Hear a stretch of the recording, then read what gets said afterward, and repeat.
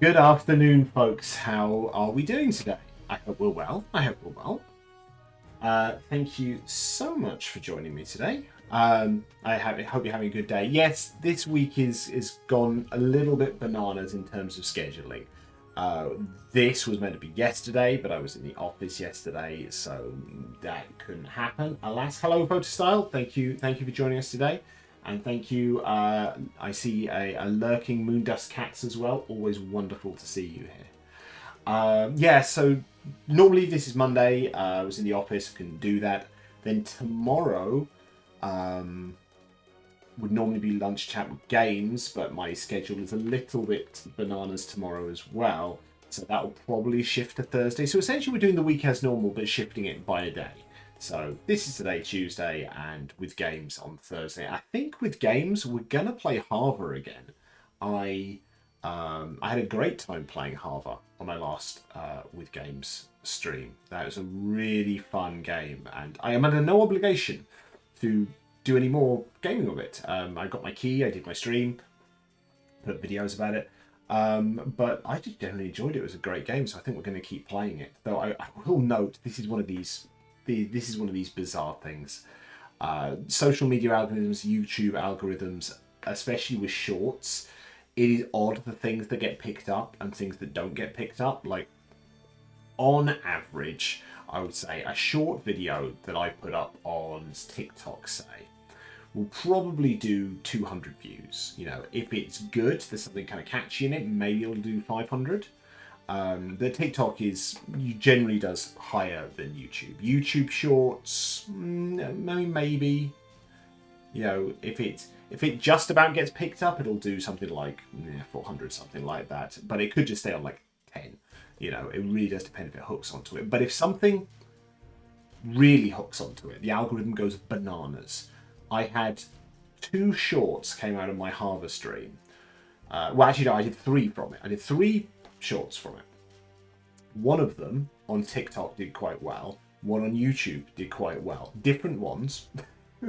And yet both did similarly quite well. Like I said, ballpark, we're talking a couple of hundred. You know, if he does pretty well, maybe 500, maybe 600, maybe.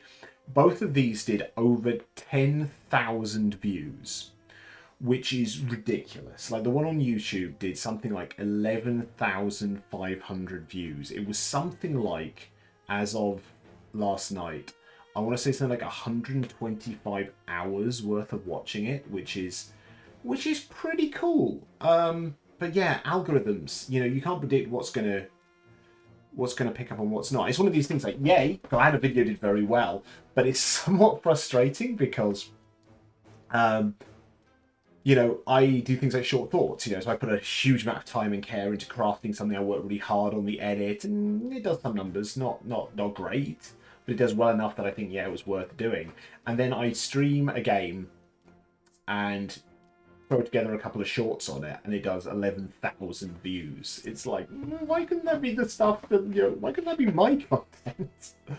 But well, what are you gonna do? You know, they are what they are, and I'm still nowhere near monetization of YouTube. Monetization of YouTube does require something like, you require 500 followers, so we're more than like 107 or 108 or something. So we're making progress, but it'll take some time. And then you need, over the course of a year, so 365 days, you need 3,000 hours of watching, which sounds like a lot. And then it sounds like even more when you remember there's only 365 days in a year. So you're talking like 9 hours worth of watching every day in order to hit that, the bare minimum of monetization on YouTube. So we're a little away from that, let's be honest. But okay. What else? On the note, Short Thoughts scheduled in the first recording for season 2, which is very cool. No details of that coming out. I want to keep my powder dry on that one, but it is a duo. It's my first duo interview, so I'm very much looking forward to doing that. That'll be slightly different. It'll be an awful lot of fun.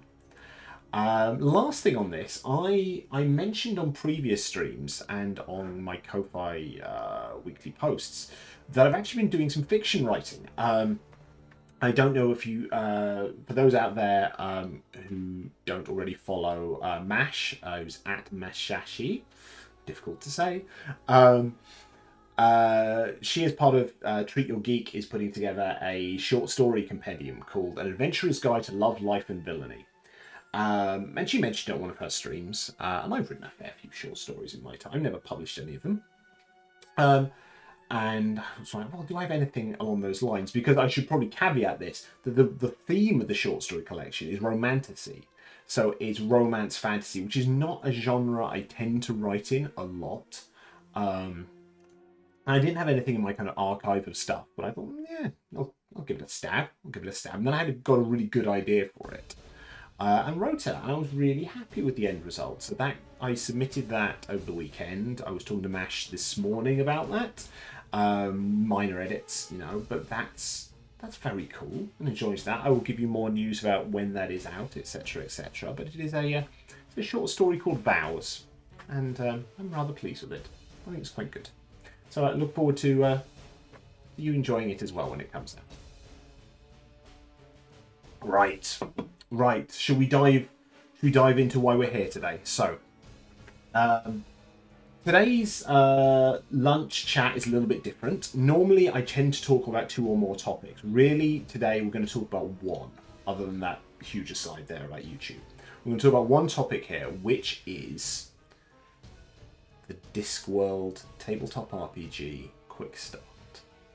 So, let us gather our thoughts on this while I kind of set the tone for this one a little bit.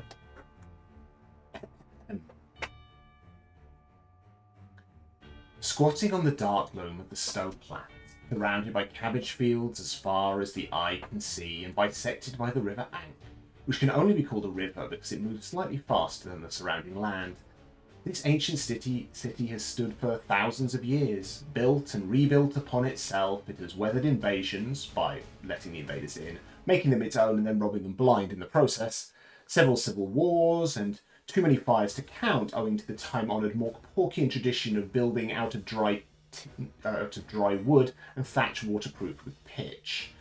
The city thrives under the careful ministrations of the patrician Lord Venitari. One of his most enlightened moves was encouraging the Thieves' Guilds to come out of the shadows and into the public eye, taking their place at civic banquets and in the smooth running of the city, with the reasoning that if you were going to have crime, it might as well be organised crime. And the city does run. It shouldn't, but it does. Venitari has managed to convince the guilds that he is slightly preferable to any other option. Since his inauguration as patrician, the city has seen many changes, including the resurgence of the Watch, having at one point dwindled into a handful of unemployables no one in their right mind would take seriously. It is now an efficient policing force led by Commander Sir Samuel Vimes. His thin brown smear stands between the fine and outstanding citizens of Ankh-Morpork and themselves. And any unlicensed thieves, of course. In fact, the best an unlicensed thief can hope for is to be caught by the Watch. Those caught by the Thieves' Guild tend to experience an extremely pointed or very blunt version of justice, depending on what the guild has to hand at the time. The Watch keeps the peace, although very few know where, and now the guild spends slightly more time plotting against each other than they do against the patrician. Now, everything works, mostly. But when is now? Ankh-Morpork has a long and sordid history in which there have been infinite nows, but we're not concerned about those old nows. We care about this present now. Now is the turn of the century of the anchovy, the century of the fruit bats, or many societal and technological leaps forward, or at least sideways for the people of Ankh-Morpork. They were landed on by dragons and saw multiple assassination attempts of important figures, not least of which were the patrician and Sir Samuel Vimes. This year we look forward to the looming anniversary of Coombe Valley, the only battle in history where both sides ambushed each other. One of the many reasons for the ancient grudge between dwarfs and trolls. Ankh-Morpork has grown from a place near permanently on fire to a thriving metropolis inhabited by species of all different and wonderful shapes and sizes, which is now only sometimes on fire. For those familiar with the Discworld novels, this particular now sits somewhere around the events of Going Postal and Thud.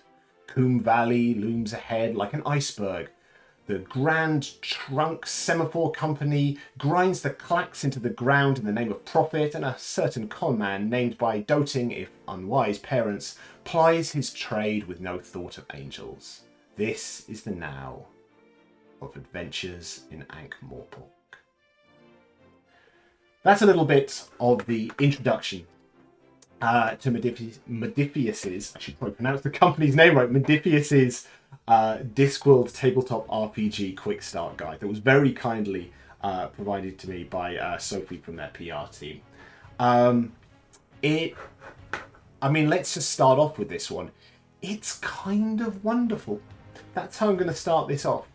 It is just brilliant, and I'm looking forward to, for the rest of this stream, talking about all the reasons why this is very, very cool. Now, I should say at the get-go, I'm under no obligation to say, good things about it. It was literally just if any reviewers would like a copy, please let us know. And there are some rules, not honestly a lot.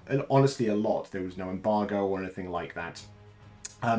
I don't know whether I'm allowed to show text from it on screen. That's why I'm not sharing my screen for any of this. There is some press photos such as this, which was put up there. So I'm not going to show anything on screen, though I will read out some little bits here and there. I will say the Quickstart Guide comes with basic rules, and there's not a lot to the rules. We'll talk about that in a bit. Lots of stuff about theme and tone, which is very, very important. It includes some pre-generated characters, so it doesn't talk about how you generate a character in particular, though it kind of alludes to it a little bit in its introduction of what characters are like. And it does include a pre-generated adventure. Pre-generated? That's not really true. It does contain a pre-made adventure for you, which I'm not going to talk about because I have specifically not read it. Because I'm kind of hoping that I will get to play it at some point, and I don't know whether that would be as a GM storyteller type figure or as a player, so I've gone out of my way not to read it. I kind of glanced over the pages just to kind of look at what it looked like, and it looks like it's set out fairly clearly with some nice random elements in there as well, but I've intentionally not read it so as not to spoil myself on that one. So let's talk about what I like about it. I will try along the way to think of any criticism along the way, but I'm kind of spoiler at the get-go here. Really, I'm very happy with what I've seen here. Let's talk about tone. I remember when this was first announced. Now, if I was organised, I prepared a little clip that I could cut to of what I originally thought about. Oh, this has been announced. What do I hope it might be? But I am not that organised. I just about managed to have a graphic and set a little button on my Stream Deck so I could cut to footnotes. But let's talk about that. So the tone is wonderful. It really is. I think back when I spoke about it before, I said, look, you can't really make a Discworld tabletop RPG without embedding the tone in it. Discworld and all the writings of Sir Terry Pratchett have a very distinct tone to it, and if you don't include that at all, it would be a complete disservice. But if you don't bake it into it, I think you've missed a real opportunity here. And I'm pleased to say the tone is absolutely there from the get-go. I mean, I just read a little bit of the introductory bit from this, talking about the city of Ankh-Morpork, and literally the next paragraph is about tone. And it is clearly a very, very important part of this. Everything in it is written in a very Pratchett style, as if kind of whimsically narrated. And that's not to say it feels rambling at all, but it feels kind of like a fun stream of consciousness. And I mentioned footnotes because there are indeed footnotes all over the place in this, and I would 100% expect that.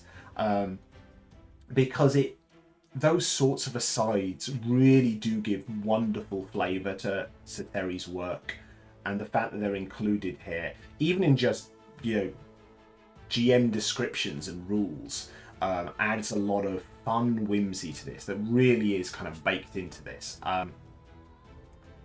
What else? Wordplay. Wordplay is a big one here, and I am going to read a little bit here from a section talking about this. This is at the end of the tone section. It says, "Finally, we encourage players to bend the English language far beyond what is usually considered reasonable.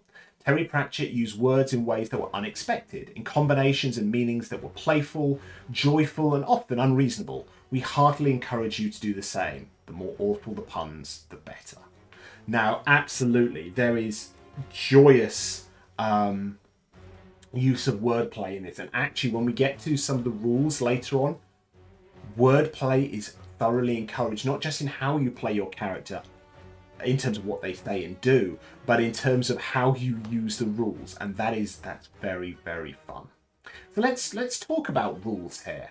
So there's not a lot in the way of rules here, which is quite fun, I think.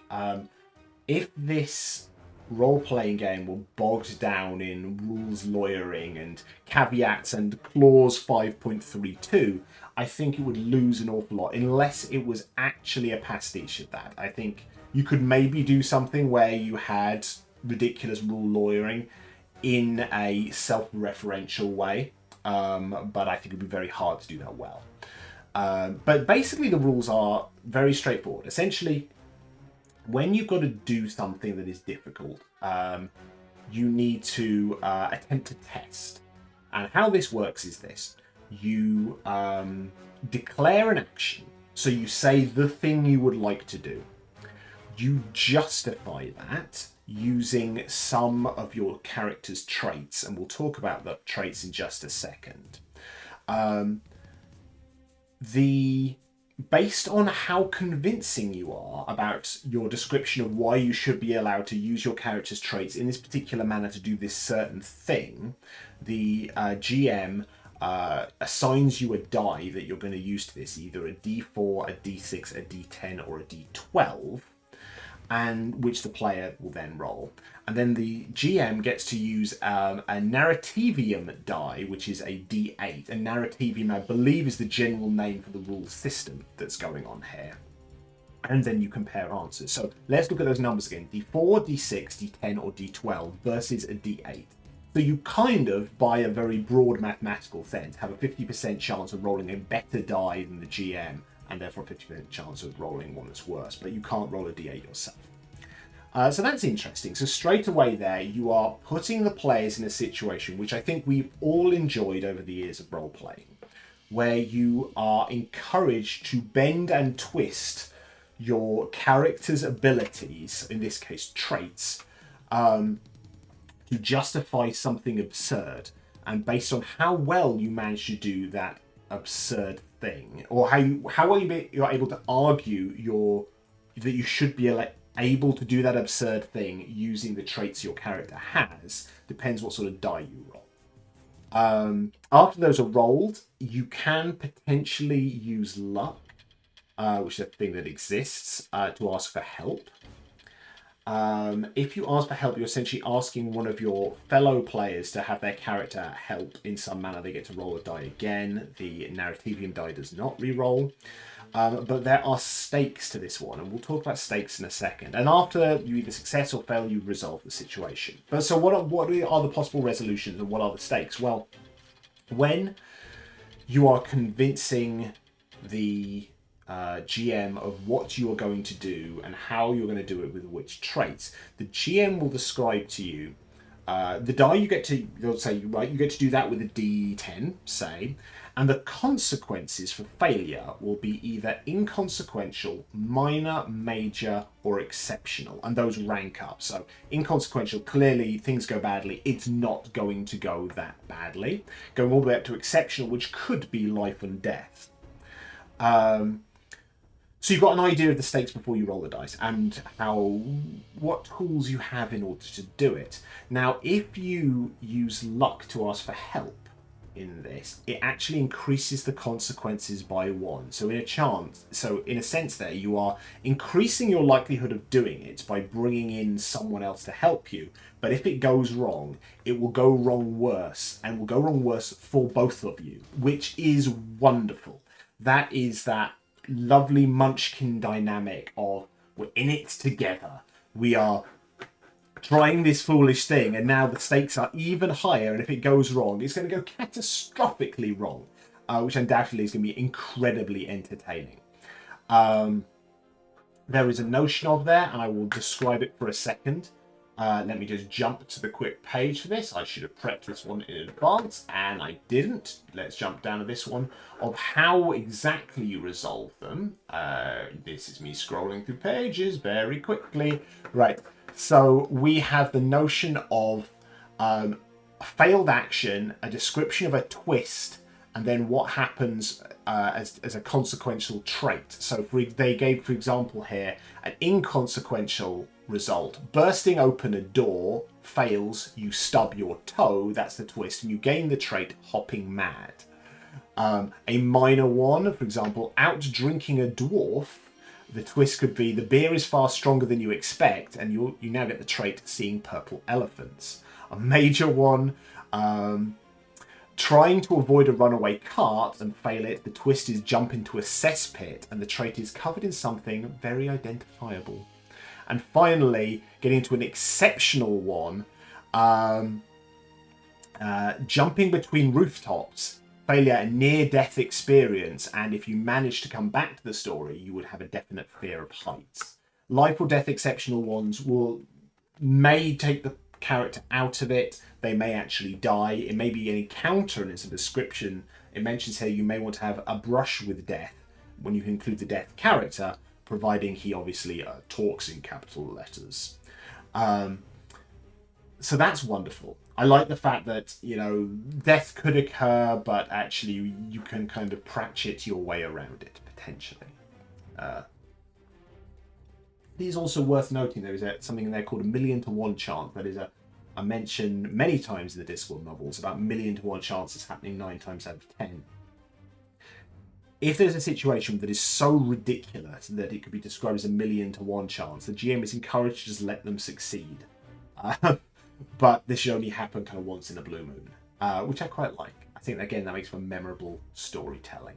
So the rules themselves, very, very straightforward and fun. I think every time you hit a challenge in this, it's not going to be, does my maths beat your maths?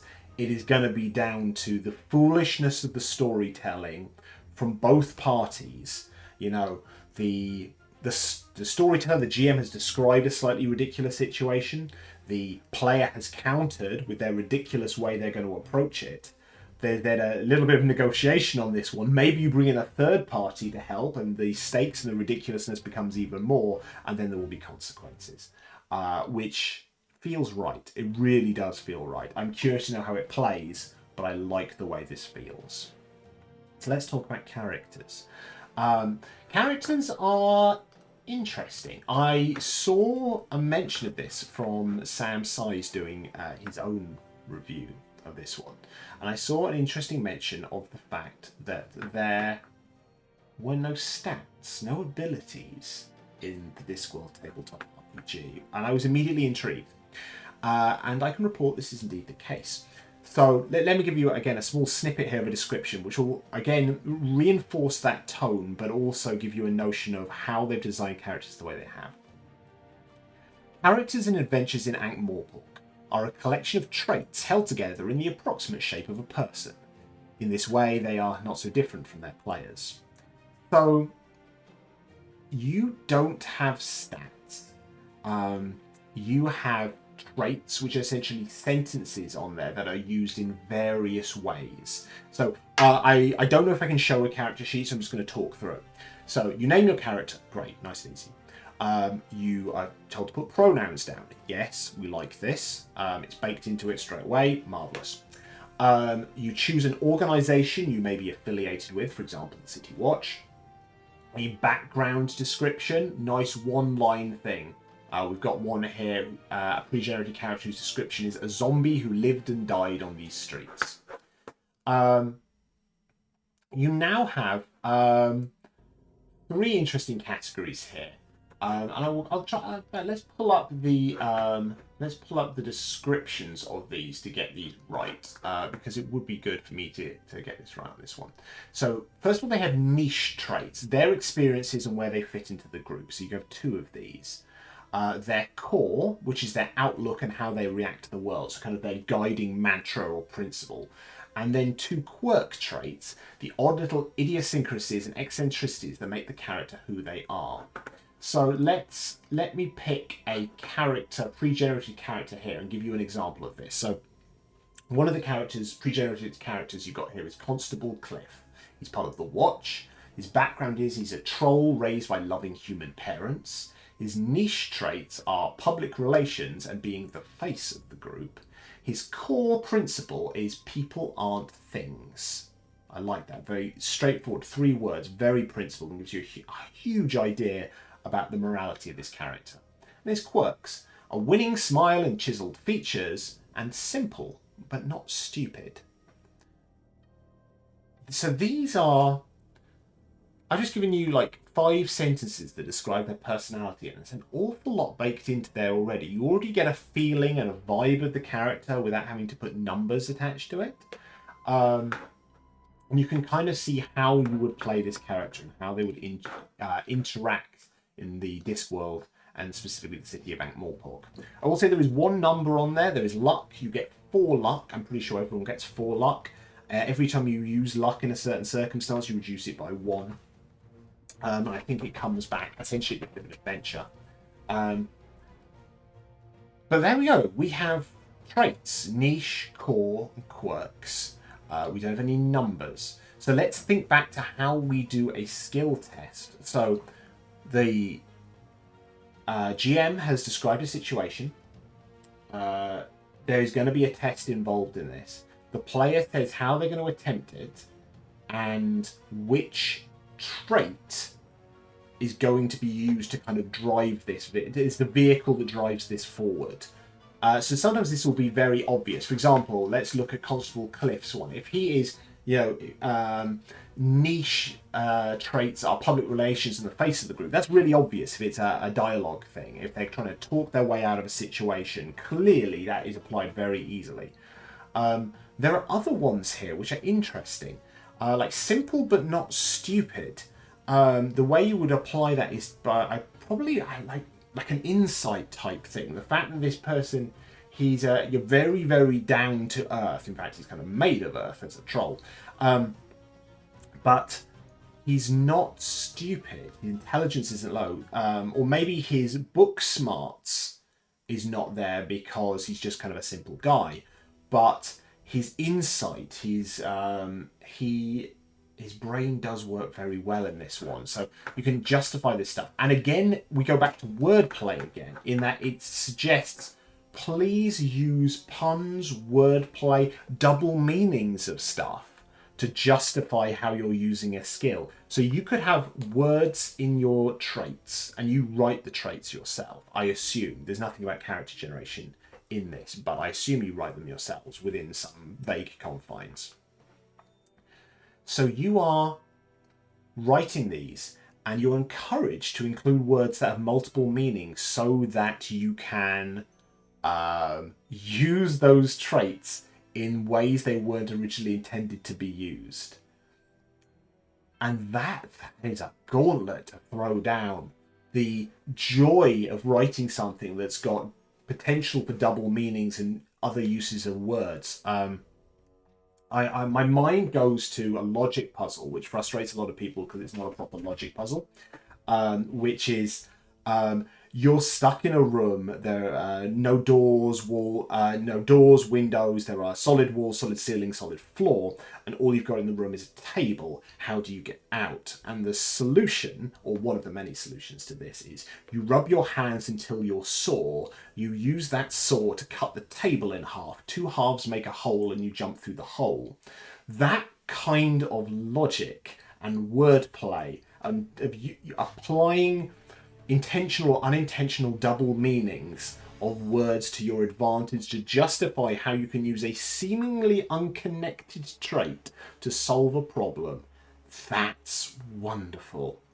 And I can only wait to see how well that is done by all kinds of players out there playing this game. That makes me very, very excited about both playing this myself, running it, and seeing it played. I think the actual plays that could come out of this would be wonderful, because it would be like watching, kind of Stephen Fry, Oscar Wilde, improv theatre. You will be watching, for actual plays of this game, you're going to be seeing very quick-witted people applying their skills in the most bombastic of ways to talk their way out of ridiculous situations, and it's just going to be fun. I think it's probably worth saying that this may potentially be a little intimidating for some people. I think there is the possibility, of course, there that you're going to have people who are maybe not as quick-witted who would struggle with this, but I think the tone there is set by the table. I imagine if you're with like-minded people, I'm thinking, for example, I started playing role-playing games in my early teens. We thought we were quite funny. Our sense of humours were not as refined as they are now. But we were all of a similar sort of level, similar sort of bar was set. So maybe once in a blue moon, we'd want to say something that was incredibly clever and witty. But it didn't happen that often because we were pretty young and stupid, let's be honest. But that sets the tone for the table. So once in a blue moon, you'd get to use this rule in an amazing way. Whereas if you were playing, let's take the obvious example. If the cast of Critical Role were playing this, I imagine that double meaning, wordplay, use of traits to solve a test, I think that would be coming out all the time, because that is the table of people that is there, that is the level that they play at in terms of their engagement. I think the only way this would be bad, it would maybe be I think it would be potentially a mixed bag at a convention, I think, where you're playing with people you don't know, and then you don't know where that bar is set. I think there's a chance that you'd have one person doing this all the time and everyone else struggling. Equally, if everyone was, freaking Oscar Wilde with their witticisms, and one person just felt constantly behind, I think they might not have as much fun. But hopefully they could just play off of each other. But that is me struggling to find something I don't like about this. So let me take a swig of my drink, and then I think I'll wrap this up. So in conclusion, this is Modiphius's Discworld Tabletop RPG Quickstart Guide. What do I think about it? I mean, my go-to on this is I am excited about this. I'm really excited about this. I was excited when I first heard it was going to happen. I was excited when I heard the Quickstart was out and when I got sent a copy. And then when I read this last night, I could just feel myself smiling, because this is going to be a lot of fun. It really is. And it's going to be something that's quite different to other tabletop RPGs. And I think fundamentally that comes down to two intrinsically linked factors. First of all, the tone is excellent. And not only is the tone is not slapped atop the rules like some sort of condiment. It is baked in as a fundamental ingredient to this. And that's exactly what I wanted from this. If it was just, let's write our own generic tabletop RPG system, and then we'll sprinkle on some Discworld flavorings, and there you go, Discworld RPG, it wouldn't work. But the tone is baked into it. It's baked into the writing of, even, in theory, what could be the most boring of bits of prose describing how rules work. There's funny witticisms in there along the way. The fact that you are encouraged to use puns as a weapon in this is brilliant, and that links to the genius of how they're doing tests in this. Tests are no longer skill checks that are essentially battle maths. They are a foolish negotiation encouraging the most ridiculous use of your character's quirks, including wordplay to justify applying a trait in a completely different manner to that how it was originally intended or how it was written on the page. That has the potential to be wonderful. I think tabletop RPGs, they are a mechanism for structured play as adults and using our imaginations in safe spaces without feeling judged. They are a vehicle for storytelling, but I think fundamentally what I really love about tabletop RPGs are those ridiculous moments that you take out of it. You finish the game and you're unwinding afterwards and you're sending messages to the group talking about the things that happened. Sometimes about the big clangor of a thing that changed the whole direction of the story, but generally it's the foolish moments, you know, where fates collided and something truly ridiculous happened and everyone had an amazing time and then everyone had to take a breath before they resumed the narrative. I think this rule set, those won't happen by chance. They'll happen because the players are playing their characters well, and that is the intentional culmination of what happens here. And that's brilliant. That is going to be so very much fun. So, last thing to say about this, I really want to play this. Like I said, I read the rules, I read the characters, and I went, am I going to read the pre-written story, which is called Up in Smoke? And I made the conscious decision not to, because I want to play this. I'm really hoping, Modiphius, if you are watching or listening to this, I really hope you are running this one-shot at MCM and at Dragon Meet, because I want to sit at that table and I want to play this. I want to play this with other people. I think this is going to be a whole heck of a lot of fun. The Kickstarter launches on October the 15th, so 2 weeks from when I'm recording this. I will definitely be backing this because it's going to be a lot of fun. Damn it, if they have really cool add-ons and stuff like that, they could really lure me into this, but this is going to be so very much fun. I can't wait to play it. I can't wait to back it. I can't wait to see what comes next with it. And I'm just going to throw my hat in a ring here. If you want players for actual plays, I'm there. If you want voiceover, foolish voiceover for your trailer for an actual play, or Modiphius, if you want voiceover for any promotional stuff about this, please ask me. If you want me to cameo as Death and sit in the wings and not be on camera until required at one opportune moment, I will do that, because this is wonderful. I'm really excited about this, and I hope you are too. All right. Let's wrap this up. So, standard kind of gubbins on this one. Thank you so much for tuning in. I really hope you've enjoyed it. Thank you, Shogun P, for dropping in at the end here. I'm glad to hear you are enjoying the sound of this as well. It's going to be a heck of a lot of fun. I really do appreciate people tuning in for my streams. Please, if you've not done so already, follow me both here and on YouTube, where you can watch all episodes of Short Thorts. I really want to keep building momentum with that. We're in a hiatus period with Short Thorts. New episodes will be coming out probably end of November, going to December as a little treat for Christmas. But I want to carry on building momentum with this. We're on like 107, 108 followers on YouTube. Please. It sounds like a simple thing, but it does make a difference. Look at the Short Thorts episodes, choose one you really like, and recommend it to people. Recommend it to people you know in real life. Drop a message, say, oh, you're interested in game design, or you're interested in role-playing games, you're interested in board games. Please watch this.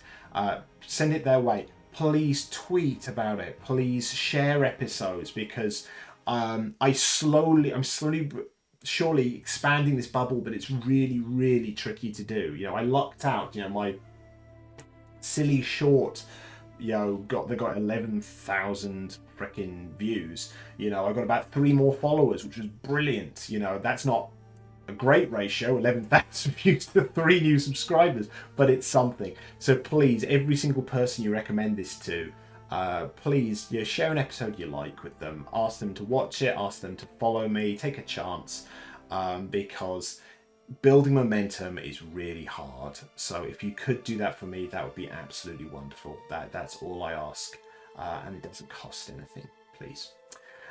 Places you can follow me: you can find me on Twitter at DC Bradshaw RPG. You can find me on Blue Sky at dcbradshaw.com. You can find me on Threads at dcbradshaw. You can also find me on Ko-Fi. My Ko-Fi is there. It's ko-fi.com/dcbradshawrpg. If you really do want to throw me some money, it's £3 a month. You get access to some exclusive stuff, some early access, but more than that, you just get to support me as I do more things. It pays for things like upkeeping the podcast version of Short Thoughts and the like. But honestly, I'm not looking for monthly money. Particularly, it would be nice, but what I want is to build momentum. I want to build my follower count. I want to, I want to be able to share what I'm doing with more and more people, because then the monetization bit becomes easier later on once there are more people watching and listening. So that would be brilliant. Thank you. Right, let's see who is about. It looks like Radders is about, so I think we will try and do a cheeky little raid there.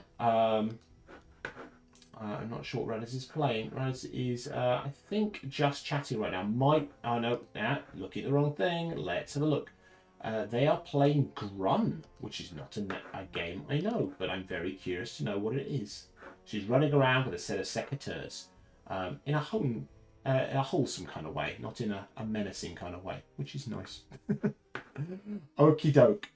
Right.